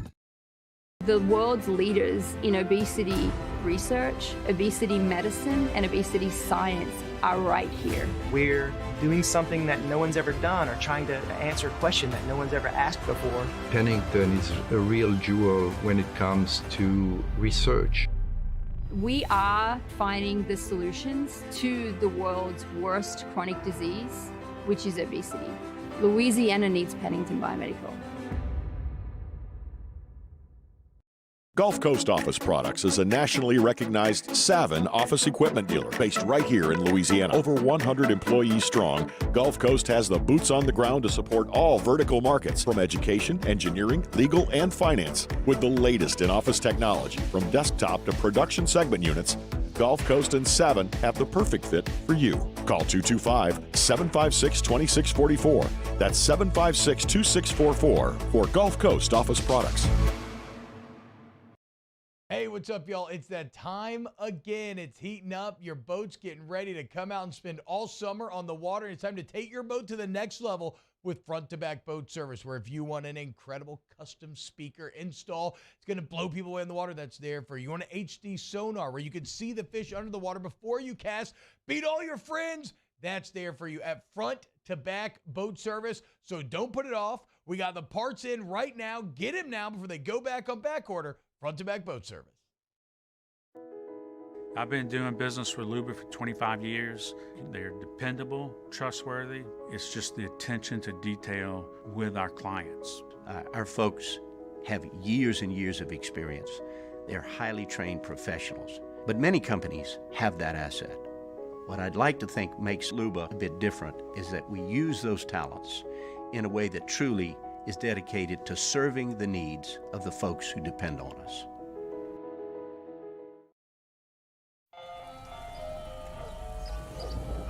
Hey there, little buddy. What's the matter? What's the matter? My windows, siding, and my door. That's what's the matter. Relief Windows can fix all that. I got you. Pop, pop. What's up? Oh my gosh, look!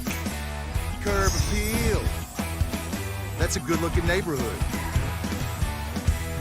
ReliefWindows.com. Hey, it's Matt Musso. Join me Monday through Friday for your daily update on LSU baseball with Musso at the Box, presented by New Orleans Flooring. Wherever you get your podcast, Apple, Spotify, Google, and check out New Orleans Flooring. 2 locations, Metairie and Prairieville, or NOLAFlooring.com. It's Musso. Join us for Friday's AFR, presented by Don Juan Cigar Bar. We're following the LSU Tulane game live and reacting to it when it ends, plus the latest from the SEC meetings as they wrap up in Destin. It's Friday's AFR 3 to 6. 104.5 ESPN, Baton Rouge.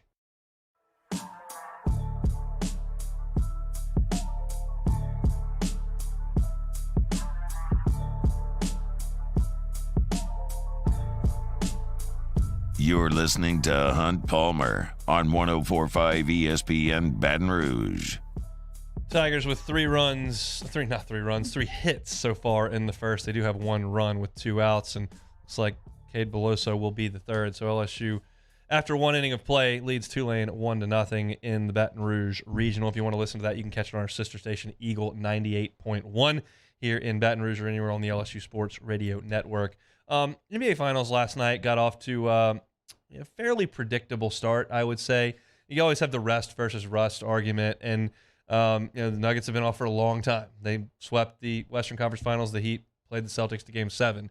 And so they crank it up, and the Heat kind of have been traveling, been playing, and the Nuggets were well rested, and they came out and played great. And I just don't know that I can recall an NBA player controlling a game to the extent that Nikola Jokic did in the first half without really shooting. He had shot 3 times in the first half, already had 10 points, already had 10 assists, like just carving up the Heat, who don't really have a real answer for him. Nobody in the league does. That's why he wins the MVP as well as he does. But I do think that that this series is very, very impactful from a legacy perspective for both Jokic and for Jimmy Butler. I think there's a better chance Jokic gets back than Butler. I think he's a better player. I think he can control playoff series, certainly to the extent that Butler can. And I think his supporting cast is significantly better, obviously. So Jokic is maybe in a position to win 2 of these, maybe win 3 of these if you want. I mean, that's getting way out there, but he could. This could be Butler's shot here. And, he obviously got one in the bubble season, but we all kind of look at that one and go, I'm not sure about that. It is what it was. You got guys getting COVID shots all the time. You're playing in empty buildings. You don't have to go on the road. It's just not a traditional one, and it's not, I don't think, going to be one that we look back on, even for LeBron, as like, one of his better performances. It just was what it was, and we were starving for sports and trying to get it played, and they got it done. But this is legit. And maybe you feel differently, but I just feel like this could be Butler's last run. And if he could get these guys to win, this group he's playing with that many undrafted guys, with Bam Adebayo is not necessarily a great scorer, but just a defensive player, and a couple of injuries they've got, and guys that aren't playing, if he could will this team to a championship, it would just change the way that a lot of people think about Jimmy Butler. He's already put in an incredible amount of work to run through the teams that they have run through, to run through Giannis, to get through that Celtics team and do it in Game 7 in Boston after maybe letting it slip there, to win 3 of 4 in Boston. This would be a legacy-defining run for Jimmy Butler. And Butler's not doing it to elevate himself to the greatest who have ever played the game. He's doing it to change the narrative with him, I think, to a guy who could put an entire team on his back and get it done. We know Jokic can do that. I think for him, the discussion becomes maybe, one of the all-time greats. He's got a long way to go, but we can at least have the discussion. And this series and how it goes will kind of dictate that. It's tough for me to sit here and look at those two teams play and think that the Heat are going to be around to, one, win the series or even in the Game 7. It feels like 5 to me. It just has that feel. Because I just don't know that the Heat have an answer for Jokic. He just controls the flow. He controls the game. He is the tempo. He is the shot creator. He can be the shot maker. And he's got some guys around him, Murray, that like they can do it. And it's just been put together masterfully. And for people of Denver, and I'll probably get to this later, even though I don't know that our audience is massive at the moment because LSU's playing a pretty important baseball game. But I think for me, the people of Denver who have never seen a championship, for them to be able to potentially celebrate that, I always find cool. As long as it's not Ole Miss or Mississippi State right down the street who I detest, and it's somebody completely outside of my ecosystem, just that first one, the way I felt in 2003 with the football team, the way I felt in 2016 with the Cubs, like that is such a special thing for a fan base to get to look at. And I don't know that the Heat fan base necessarily deserves a lot of that and what they got with LeBron, because I don't know if it's the most passionate fan base in the NBA. But Denver, and not that it's one of the most passionate fan bases in the NBA, but they're showing up, they're showing out. The arena's full. They know they got a great team. It's a fun team to watch.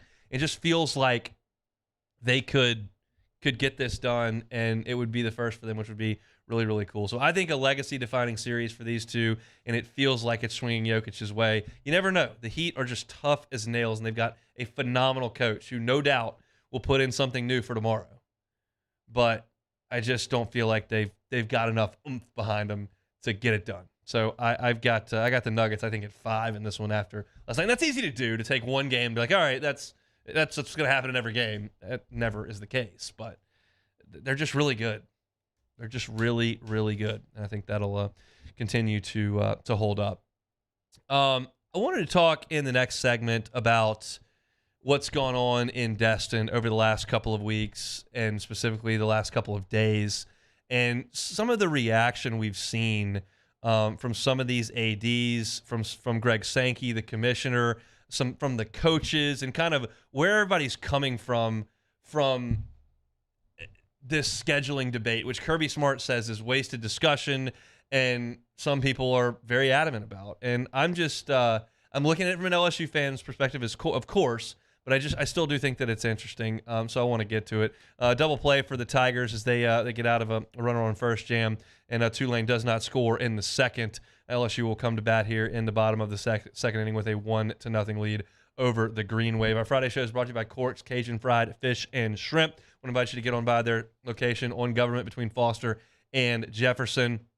We've got some great menu items over there. Always tell you about the catfish and the shrimp, but their etouffee is phenomenal as well. It's not your standard drive-through. It's not. They've got real dine-in dishes, and they've got a beautifully renovated dining room over there on Government Street that you can have a seat in and enjoy your meal.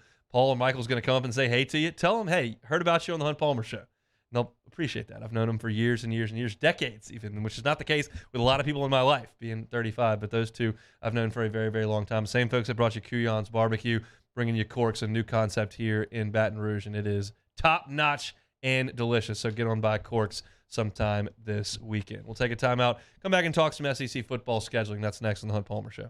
Hunt Palmer on 104.5 ESPN Baton Rouge. LWCC is Louisiana loyal, elevating and celebrating champions of Louisiana. Acadian Companies is a champion of Louisiana. Been telling you about them for a couple of weeks here. They were founded in 1971 by a duo who recognized, hey, we need some local and emergency medical support here in the South Louisiana area. And they quickly established themselves as an early industry trailblazer. They got to focus on quality, improvement, and patient care. They've got a company that continues to grow and expand their service area and their offerings. They've been a model in emergency transport with operations now spanning 4 states and covering a population of more than 24 million people. They save lives in the Baton Rouge community, and they also do some wonderful things in our community, like their Hometown Heroes program, partners with high schools in the area. They train the students and prepare them for a career as a licensed EMT, which, one, gives a young person a career path and a job in our state, and 2, it makes a difference in people's lives because they're saving lives with what they do. Acadian Company, truly been a champion of Louisiana for 5 decades in South Louisiana. If you know of a champion of Louisiana, I invite you to go to lwcc.com/champions, lwcc.com/champions, and nominate a champion of Louisiana. We want to tell their story, and LWCC gives us that platform. Acadian Companies is a champion of Louisiana. LWCC is Louisiana loyal. In times of need, get a full list of phone numbers, websites, and other important emergency information on the Demco Stormwatch page at 1045ESPN.com. Gulf Coast Office Products is a nationally recognized Savin office equipment dealer based right here in Louisiana. Over 100 employees strong, Gulf Coast has the boots on the ground to support all vertical markets, from education, engineering, legal, and finance. With the latest in office technology, from desktop to production segment units, Gulf Coast and Savin have the perfect fit for you. Call 225-756-2644. That's 756-2644 for Gulf Coast Office Products. Hey, what's up, y'all? It's that time again. It's heating up. Your boat's getting ready to come out and spend all summer on the water. It's time to take your boat to the next level with front-to-back boat service, where if you want an incredible custom speaker install, it's going to blow people away in the water, that's there for you. You want an HD sonar where you can see the fish under the water before you cast, beat all your friends, that's there for you at front-to-back boat service. So don't put it off. We got the parts in right now. Get them now before they go back on back order. Front-to-back boat service. I've been doing business with Luba for 25 years. They're dependable, trustworthy. It's just the attention to detail with our clients. Our folks have years and years of experience. They're highly trained professionals. But many companies have that asset. What I'd like to think makes Luba a bit different is that we use those talents in a way that truly is dedicated to serving the needs of the folks who depend on us.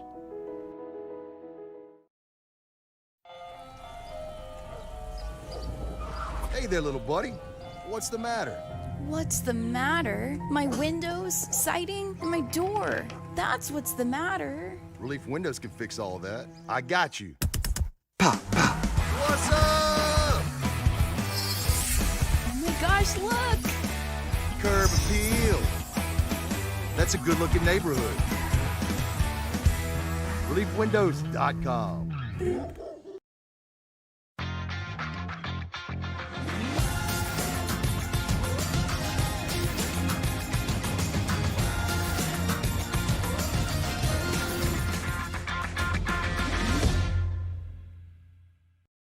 Electricity is all around us, and our families depend on it.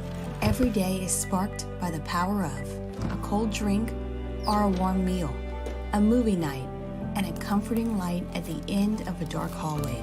From sunrise to sunset, playtime to bedtime, our team is ready to take care of your electrical needs.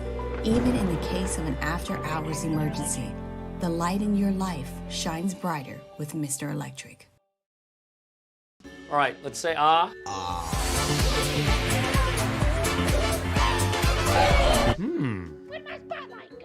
super weird.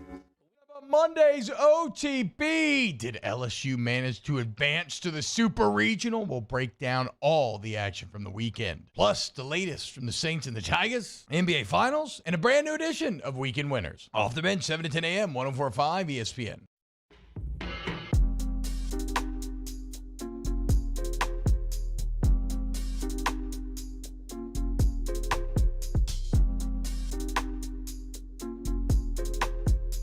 This is Hunt Palmer on 104.5 ESPN Baton Rouge.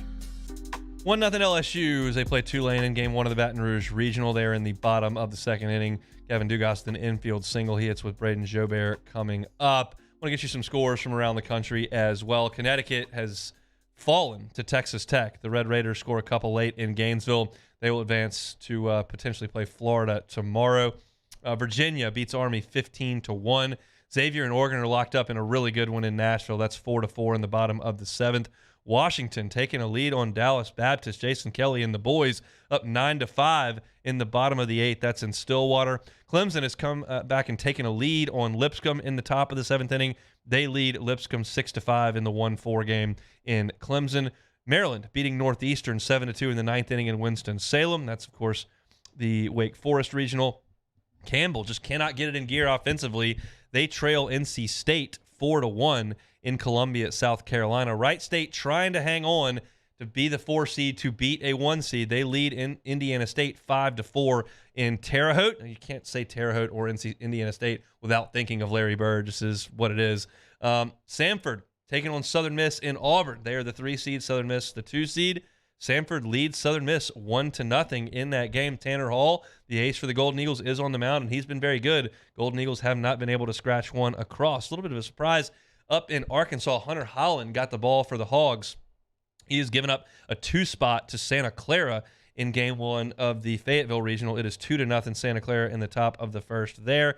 And that is all the games that are in action currently as we sit here at 2:30 on Friday. Of course, as I mentioned, LSU leads Tulane 1-0. I wanted to talk about just kind of the fallout from the SEC meetings in Destin. I was chatting with Hester this morning when they finished up, and he was there, obviously. And it's just been more interesting to me than in the past, because that is usually just a bunch of coaches in Hawaiian shirts and golf shirts going on the Fine Bomb show and having some drinks by the pool and not really getting anything done or anything newsworthy coming out. We collect our big check, we bring it home, everybody sings Kumbaya, and it's all great. And this time, that's not the vibes that you got. This time, you look at what we've seen, and it's very evident from the reporting, from the interviews that have been given, any way you dice this thing up, that Greg Sankey went to his schools, his presidents, his ADs, his football coaches, and said, hey, we're adding 2 teams, Texas and Oklahoma, and we need to go to 9 games. That's what Greg Sankey wanted to see happen. And usually when the commissioner of the Southeastern Conference goes to the conference and says this is what needs to happen, that happens. This time it didn't. Everyone pushed back.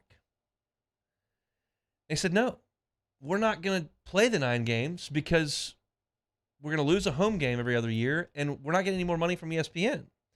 And so Sankey tried to give them the rationale. The same rationale he gave us to the media is the same rationale he's giving them. He may use more pointed terms with them, but when you get out to talk to us, like, it's the same gist where he said the money follows. It doesn't lead. You don't do things because of money. You do things and the money comes. Well, everybody's looking at it going, well, I'd like the money, quite frankly. And where is it? Well, there's not anymore. Well, then we're not playing. And he tried to push it through, and he couldn't get a majority. So they come out with the announcement after all this hullabaloo and say, well, we've decided to play 8 games in 2024 when Oklahoma and Texas show up. How often does the SEC do something on a 1-year basis? Almost never. COVID comes around, a global pandemic, we'll play 10 league games. But everything else is planned out years and years and years. How long we play in the SEC championship game in Atlanta? Forever and ever. How long we play in the SEC basketball tournament in Nashville? 10 more years. How long we rotate in the softball tournament? 10 more years. Georgia gets it. Tennessee gets it. Arkansas gets it. South Carolina gets it. A&M gets it. LSU gets it. Tennessee gets it. Florida gets it. These decisions are always made with long, long shelf lives. And they came back and said, well, we'll do it this way next year. We had to come up with something, so we'll do it this way next. So it tells me that, one, they didn't agree to anything, because if you agree, you put it in place and you move it forward long term. TV contracts, long term. You ever hear, ESPN agreed to televise the SEC's games for next year for this much money? No, it's always a 12-year deal. But this time around, it's not. This time around, it's 1 year. This is a patchwork. This is Sankey saying, okay, y'all don't agree? Well, I'm not going on your side and locking in 8 for a long time. We're not doing that. We're getting to 9 one way or another. And he's got work to do to get votes, and he's got to go to ESPN and maybe try to work something out. But ESPN has no incentive to give more money. ESPN's laying everybody off. I'm not just going to fork up. You got Texas and Oklahoma? Here's a couple extra 100 mil. And the coaches and ADs are going, well, I mean, you're not giving me any more money. I'm going to go play the Rent-A-Win. Kentucky's thrilled to go play the Rent-A-Win. Mississippi State lives for the Rent-A-Win. Arkansas, got to have the Rent-A-Win. And Nick Saban now is saying, you're telling me I'm playing Tennessee, Auburn, and LSU? I'm good. I'll just sit at 8. This is the first time you've seen Nick Saban not be progressive, really. And he's got a bunch of votes in his favor. I know there are so many of you that pay attention to college football that are so tired of writing that check for season tickets and seeing what you're going to see in the home opener this year. The home opener this year, if LSU wanted to win the game 80-0, they would win it 80-0. And I know that you, as the season ticket holder, do not feel like shelling over that check and getting that product. You would rather play the extra conference game and bring me UCLA like in 2 years. But the money on this end, on the fan end, doesn't matter. It's the money at the top. It's always the money. You chase the money. And so that the fan's wallet doesn't speak loudly enough. It's ESPN's wallet that does really all the talking. And that was the thing in Destin. And it's so odd to hear them come out of the meetings and so clearly not be aligned. And that's why I've been saying for 2 years, since they made this announcement that Texas and Oklahoma were coming in, I have said, you could give me a free ticket to any SEC football game I want to go to next year. You can give me Tennessee, Georgia. You can give me Bama, LSU. You can give me Florida, Georgia. You can give me whatever. Or you could give me a ticket to sit in that room when they're talking about scheduling with permanent opponents and number of games. I'm taking the ticket to go sit in the ballroom in Destin. And I'm not even worried about getting the sunburn after I leave.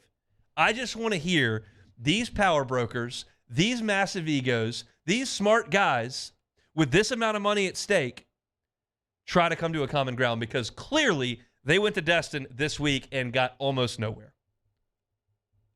which is fascinating. It's a tug of war. And it feels like there's been so much pulling on both sides, and finally the 8-game side just nudged it a little bit. They just nudged it a little bit. They didn't win. Sankey didn't fall over and drop the rope. You always had the big guy in the back of the tug of war that wrapped the rope around his waist. He was your plant, and everybody else in the front was just pulling. That guy didn't fall. The rope didn't get ripped all the way through. Nobody went into the middle. It was just a nudge. in one direction. And Sankey thinks his job's not done until he pulls that thing all the way through and they get to 9 games and they go to ESPN and they get the bigger payday. Because inevitably that's where this is supposed to head. But you got to get 2 different teams on the same page, and you're just not at this point. It's interesting to me. Most of the time, this stuff is not interesting. Most of the time, stuff that happens off the field doesn't interest me. I want to talk about what goes on the field. That's my neck of the woods. That's where I prefer to live. But this one is, when you start talking about how to, I don't care the actual dollar amounts. It does matter a lot, and it's just a lot to me, and LSU's going to have a lot of money, and they're going to be a have, and I don't really have to concern myself with how LSU matches up financially with Michigan or Ohio State or Florida or whatever. The check's going to be big enough for the Southeastern Conference. Who are we playing? Who are we playing? That matters. You tell me I'm locked in for Florida for 30 years back in 1992? That's a bummer. I care about that.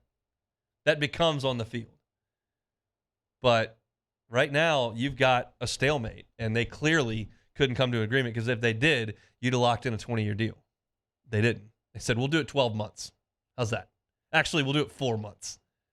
We'll do it Labor Day to Christmas. Then we'll figure something else out. And we'll see how big a stick Oklahoma and Texas carry here. They're one of 16 now. Texas used to be the majority, even in a Big 12. And that's what irritated everybody. All we hear about is, when Texas shows up, you're going to be sick of them. They're going to try to get their way. They're going to complain. I don't think it works like that in this league. Texas's power is no bigger than A&M's. It's no bigger than LSU's.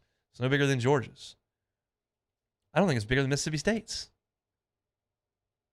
I think they're just part of the team now. Maybe it'll be they have to get used to it, not us. Just Texas, just go back in your corner. No. You used to walk in the Big 12 meeting room and set the whole agenda. You set the seating chart, you picked the menu, you figured out what was going to go on, and you ran the show. That ain't happening here. That's why this thing works, and that one didn't. Everybody left. So come on in, but sit in your chair. SEC meetings were interesting. I got a great report from Hester. Said it was a lot of fun. Glad he enjoyed it. All right, let's take a look at the score now. That's just more for me than for anybody else, because I think you'll know. Tigers lead 3-0 over Tulane as they play on in the top of the 3rd inning. At the box, Paul Skeens on the bump for LSU as they take on the 4-seed Tulane. All right, let's take one more time out. We'll come back and play some Take It or Leave It. We will close up shop for the week here on the Hunt Palmer Show. This is Hunt Palmer. Our listeners fire off their opinions on the jimsfirearms.net hotline at 499-1045. Keep listening for your next chance to shoot us your thoughts with the jimsfirearms.net hotline on 1045 ESPN Baton Rouge. There it is, the extra mile, on the border of expected and extraordinary, for those willing to go further, like vans customized for work or play, with safety and tech to keep you connected. Supported by a 5-star sales, service, and finance team.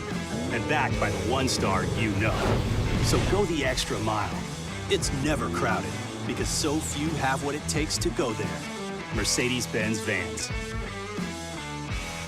Gulf Coast Office Products is a nationally recognized Savin office equipment dealer based right here in Louisiana. Over 100 employees strong, Gulf Coast has the boots on the ground to support all vertical markets, from education, engineering, legal, and finance. With the latest in office technology, from desktop to production segment units, Gulf Coast and Savin have the perfect fit for you. Call 225-756-2644. That's 756-2644 for Gulf Coast Office Products.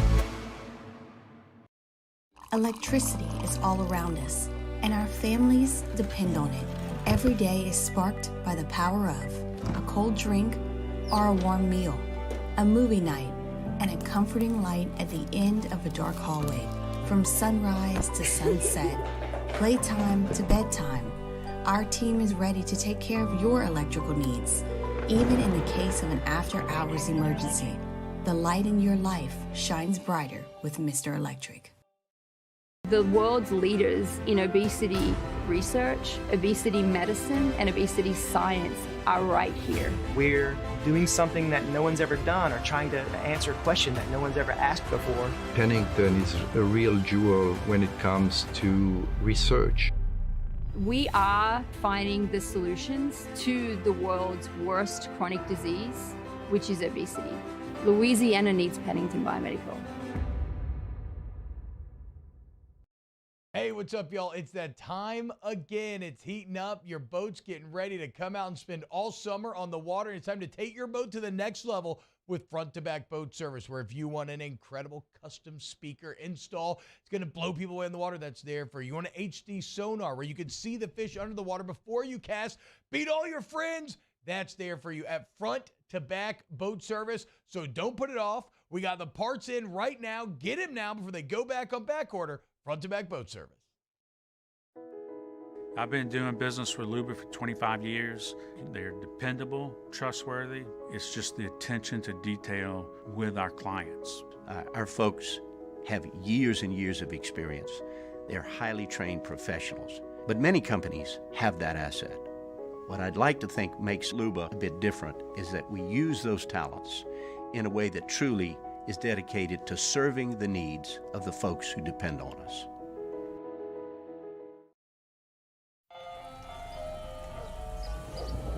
Hey there, little buddy. What's the matter? What's the matter? My windows, siding, and my door. That's what's the matter. Relief Windows can fix all that. I got you. Pop, pop. What's up?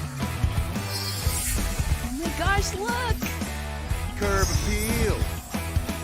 That's a good-looking neighborhood. ReliefWindows.com.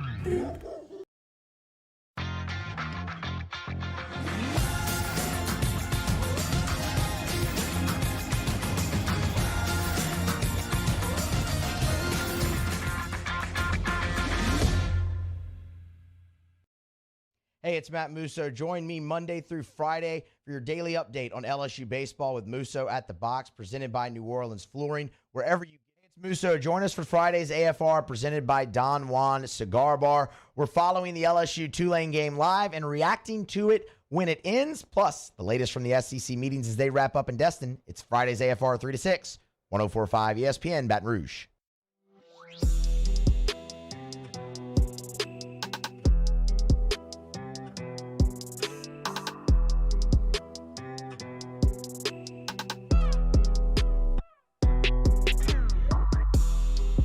You're listening to Hunt Palmer on 104.5 ESPN Baton Rouge. All right, about 10 minutes to go here. Our Friday show brought to you by Cork's Cajun Fried Fish and Shrimp. Love our guys over there at Cork's. Try the baked potato. Tough with crawfish etouffee and those jumbo fried Gulf shrimp. They are fantastic. They're batter born right here in the seafood capital of the world, South Louisiana. It is delicious. It is flavorful. It is crispy. Every single time. Go right on through the drive-through. They got somebody out there taking your card, putting your name down. You just drive right through. Get you through easily. If you head out to the box for a regional, want a tailgate, want some catering, Corks can help you out with that. Just let them know. They'll get you that delicious fried catfish, some fried shrimp. Great stuff over there at Corks. They're from the folks who brought you Couillon's Barbecue. We appreciate them bringing you our Friday shows. All right, one thing to do for the weekend. Let's play some Take It or Leave It. All right, starting out here, hour 2 of the show during a regional game. Take it or leave it. I got to leave that. I think you let me in that we had about 200 people watching on YouTube live in the first hour. We're getting you ready for the regional, giving you the lineups, giving you my thoughts, giving you the scouting report on Tulane. The game starts, I think we're down to 20. So it's just it's tough to give a show here when you've got a regional that's playing. But hey, I'm glad everybody's paying attention to the regional lock in. Musso's gonna tread water through the first probably 2 hours of his show. Then he'll have a post game after if things go according to plan here. I do not advise doing a show during the first half, second half of the show during the game one of a regional. But the Tigers in good shape, up 3-0 on Tulane, so we'll take that. The Suns are hiring Frank Vogel to replace Monty Williams as their head coach. Take it or leave it. I'll take it. I mean, I just don't think Monty Williams did a bad job. I think Monty Williams did a good job, and I think he's a great coach. I think NBA franchises just change coaches like they change socks. It's just unbelievable. that things turn over so quickly. And thankfully for Miami, they've stuck with their guy for a long time, and I think that's obviously paid off in a big way. The Suns have been good, and it's not Monty Williams' fault. Chris Paul gets hurt in the biggest game of the year every year, and it's not his fault they've been eliminated. I think he's done a really good job, and I think he'll catch on somewhere else. But Vogel's a good coach. He's done a good job in a couple spots, and I think they'll be pretty good as long as Devin Booker keeps making shots and CP can still play at a pretty high level. So I would have kept Monty Williams around, but that's just not the way NBA franchises work. They just churn them through. All right. Moving on here. 8 o'clock p.m. first pitches in a regional game. Take it or leave it. I'll take it. I'm hoping LSU can get through this one with Tulane. That'll set up an 8 o'clock. I think the environment will be live. It'll be unbelievable in there if they can get into that game tomorrow. We were talking in the first hour about some of the old regional games, and that game that Alex Lang threw in 2015 against UNC Williamson, it ended at 1:09 a.m., so I think it started at like 10:30. I mean, I was there. I remember Chenea's hit and the whole thing they did. It's late. It's later than most want, and it's going to run you past 11 o'clock, but it should create a pretty electric environment in there. I think 8 o'clock football kickoffs should be banned for life. The post-game show host does not approve of those in any way. I won't be doing any post-game tomorrow or Sunday if LSU can get to that, so we'll live with it. I'll take it. All right. Pretty simple one here. Summer. Take it or leave it. Okay, so I'm going to take it. There's this growing movement between 30-something-year-olds and 40-somethings that they hate summer. They think that we were brainwashed as kids because we didn't have to go to school that summer's awesome. But if you're in your 30s or 40s, all of a sudden it's blazing hot. You're sweating through your work clothes. You have nowhere to put your kids because school's closed, and you got to go to work, so you don't know what to do with them. You're paying a fortune for camps or something, or it's just everyone is out on summer. I love summer. I mean, my kid goes to daycare. They take care of him. It's really good. I feel like I can run in the summer. I can play golf in the summer. I can go to the lake in the summer. I can go to the beach in the summer. I'm fine with it being a little warm out here. I don't like the winter when it gets dark at 5 o'clock at night and it's freezing outside, and I can't go play golf or do anything that I want to do outside because it's too cold. So I'm in on summer. I think most people are just generally out on summer because they think we were brainwashed. I got to disagree with that take. I like summer, and I love regional baseball, and that's great. It's in the summer. All right, last one here. 8 SEC teams will advance to the Super Regionals. Take it or leave it. Okay, let me think about that before I say I'm going to take it or I'm going to leave it. There's 10 in. So you've got 8 hosts, and then you got 2 teams that are traveling. I don't love A&M's chances at Stanford. Stanford's a good team at home, and A&M's pitching's a little iffy. So I don't love A&M traveling. Tennessee's got a real chance against Clemson. And if I got Tennessee home, then I'd need 7 of the 8 hosts. I'll leave it. I think they'll probably get 6 or 7. 8 seems 80% seems aggressive to me. I like Florida a ton.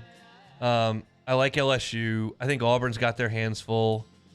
I think South Carolina may have their hands full, although Campbell's faltering a little bit here. So it's just a lot. Winning a regional's hard. It's what we went through in the segment in the first hour, like going through all those really great LSU teams that won championships, that made it to Omaha, that had great players and great pitchers, and you play a lot of tight games, and it's just hard to do. So I think 6 or 7 I feel pretty good about. I don't think it'll be 4 or 3, but I don't know that I can get to 8. That's pretty difficult for me to do. So that'll do it for Take It or Leave It. Thank you, Jacob Beck, for tagging along there.